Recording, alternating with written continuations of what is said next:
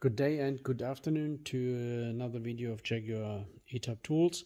Today I'm introducing a very rare, but this one is a very original toolkit and of an XK140. This is how they look, and this is an original, unmolested, unrestored, never replaced or anything composed toolkit. So let's start from the far left. So we have the 4-inch adjustable spanner, which is marked with Garrington on one side and Jaguar on the rear side, and they have a 4-inch, which is the length. You can see that is a 4-inch long, and you also have another code. Here's B6, but that can vary. I think that's a production batch, and be aware that there are reproductions which are easier to identify because they have a rectangular corner here, but this one is more the hexagon shape. This is for better fitting the nuts and bolts, and the other one, as I said, is really rectangular and they will bend when you use them. So that's a 4-inch. Very rare, and again this time here very original in mint condition is the valve filler gauge, and you have 4 sizes on one side and nothing on the back side. So you have 004, 008, and in larger font is a 006, and that is what is so hard to find. And the larger font basically is that you with bad eyes or in the darkness you can distinguish the 008 from the 006, and I pull them out and show you. These are just perfect. I think they have never been used. You still have the grease on here, and just having this is a treasure. So then I show you the original pliers, which have special marking on them. They are so it is Sheffield, made in England, and so it's all printed or stamped on the pivot. And as this was so hard to get, later pliers, they had the writing all around, what you find on all the E-type. But this is the original XK140 pliers, and they also have the tool to cut wires here by this one. That is the purpose of this function here, so cutting wires. Then you have the tire pressure gauge, which was also used for most of the cars, and these are identified by the N6J, and yeah, they were used on the XK120 up to the E-type, and so that's always correct. You also have then this is the bleeder tool, when bleeding the brakes on the road, and you use this bleeder kit. And so this you apply on the valve, you release the valve, and you bleed the brake liquid in here, and you could also reuse this and filling up the bleeder reservoir tank. So this is all here, and these were marked Lockheed, and later ones they had a Dunlop, but I think that was depending on the brake they were using. So coming to the box spinners now, this is the one which is for the spark plugs, and this says and 1/2-inch BSF in the old center mark, and this is slightly longer than the 6-inch, and you see here 6 1/4, and it's only one size. And this is operated by the larger Tommy bar, which you see here, which is dead straight, probably never been used. It should just fall in here. So, and this is for the spark plugs. So this one is 9 1/2-inch. This is 6 1/4, and I will show you the others, which should be all 6-inch apart from the smallest. So this one is 9 1/2. Was it 9 1/4? That is 9 1/2, and so this is dead straight, original surface. Put that back here, and we continue with the box spinners. These are the nesting AF sizes, and they have the markings again here on the center. The surface has been black oxide, and very often this has been, yeah, over the years. How old is that now? Almost 70 years old. So you would expect some surface, and it says 3/4, and it says 3/4 of an inch AF. Don't know if it's readable from the focus, and 7/8 of an inch. So that is one size. Then the second size, this is easier to read. It says 9/16 and 5/8, I think.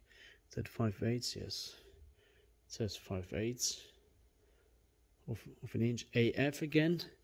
And within here is the shortest, which says 7/6.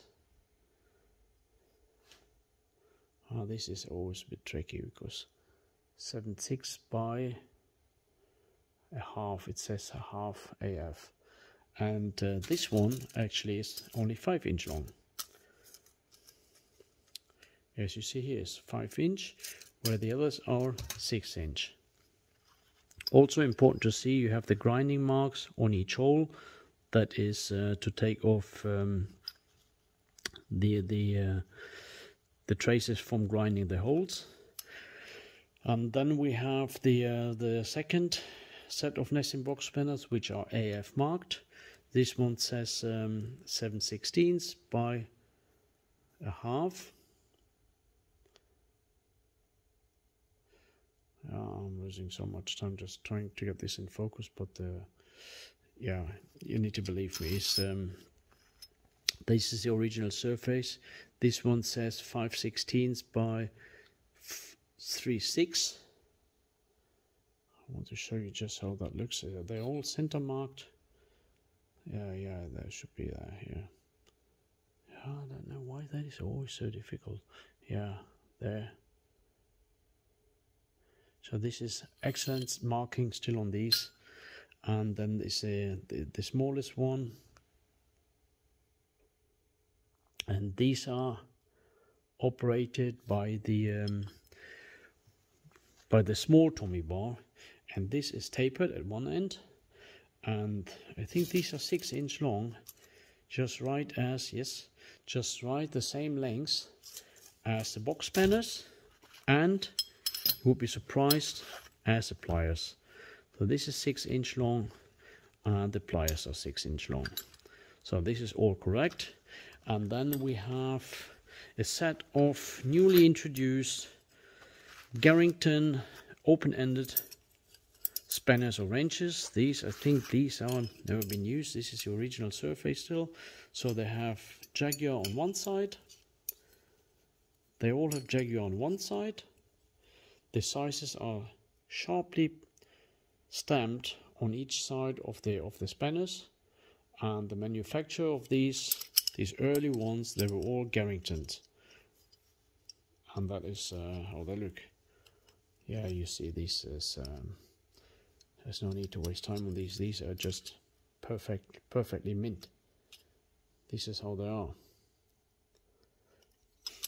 Then we have the new screwdriver. This is the same as used in the Jaguar E-Type.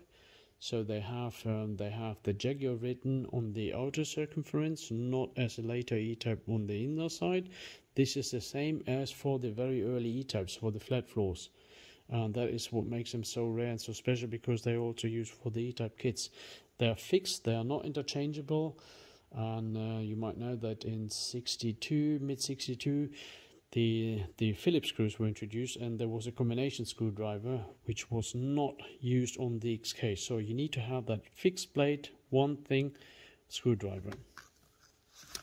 Then what did we miss out? Okay, this is the point setter, the Lucas point setter. This is the correct one with the rivet in here, and this is used for the distributor. This is the screwdriver, and this bit is used for the gap size.